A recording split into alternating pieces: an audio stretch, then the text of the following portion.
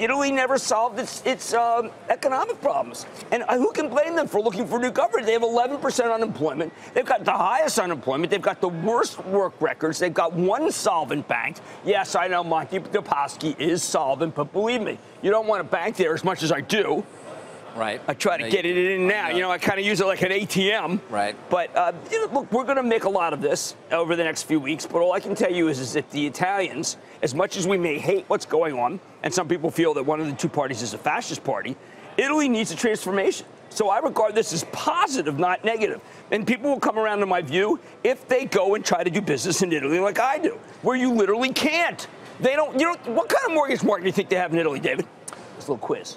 Not much. You know what they call it? No, I don't. They call it the glad bag market. You know why? Because you have to buy a house full of money with Bingo. glad bag. And I refuse to play that game. I would not bring the glad bag.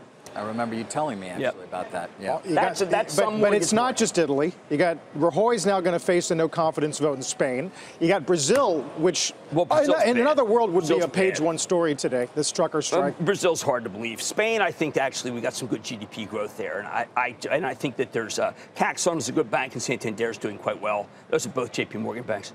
I'm not as worried about Spain.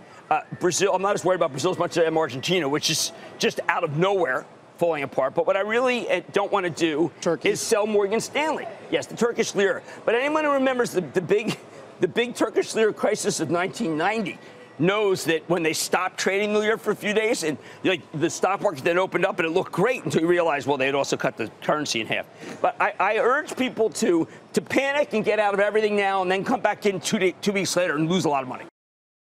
Hey there, thanks for checking out CNBC on YouTube. Be sure to subscribe to stay up to date on all of the day's biggest stories. You can also click on any of the videos around me to watch the latest from CNBC. Thanks for watching.